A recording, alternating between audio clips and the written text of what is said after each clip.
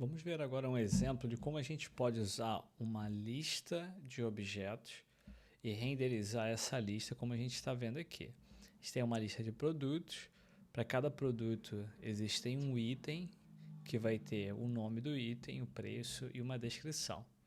Então como é que a gente faz isso? Vamos olhar lá o exemplo do nosso código. Então, primeiramente a gente tem um componente que é um item. A gente cria aqui a propriedade para ele, que vai ser referente a uma interface de produto, que a gente vai ver daqui a pouco, está criado aqui. Esse item, ele usa essas propriedades e recebe o parâmetro produto.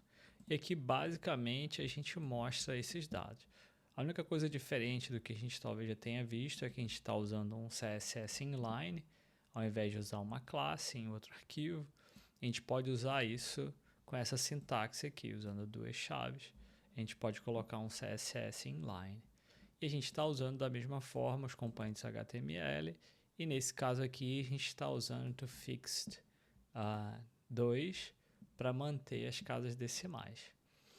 Muito bem. Quando a gente vai na lista produto agora, a gente vê que existe uma interface de produto que é a que a gente está usando aqui. Inclusive, a gente está importando produto da lista de produtos. E a gente já faz o export dela aqui, da interface, com esses campos que a gente quer. O componente React, a lista de produtos, é basicamente bem simples, a gente não passa parâmetros, mas aqui a gente cria um estado. Nesse estado, a gente tem uma lista ou um array de produtos. Então, quando a gente tem essa sintaxe aqui, quer dizer que a gente está criando um array. E aqui a gente está criando, então, inicializando esse array com a seguinte lista, né? Produto 1, 2, 3. Se a gente vier aqui adicionar um produto 4, então ali na nossa página isso vai ser renderizado. Então o que a gente agora precisa olhar é que aqui, quando a gente cria o JSX, existe algo que é manipular os dados ou usar os dados daquele array que a gente criou antes. Desse aqui, dessa constantezinha que faz parte do nosso estado. Então, existe uma função chamada map que a gente pode pegar cada um dos produtos. Basicamente, isso é o que está acontecendo.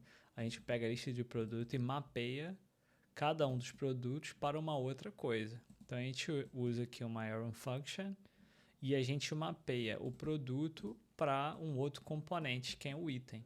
Claro que a gente tem que passar o produto, todo o caminho até ele aqui, para que ele receba o produto e renderize essa parte. Então, não existe nada muito difícil quando a gente renderiza listas, né? A gente só tem que iterar na lista e talvez usar a função map para receber um valor e renderizar um componente React.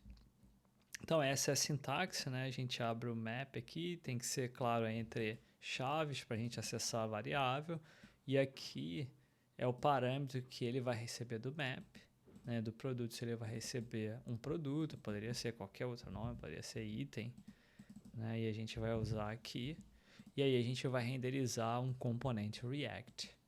É basicamente só uma arrow function, e isso aqui é o que vai acontecer ali dentro. Agora a gente pode olhar a nossa app simplesmente agora tem um outro componente React que é a lista. E aí tá.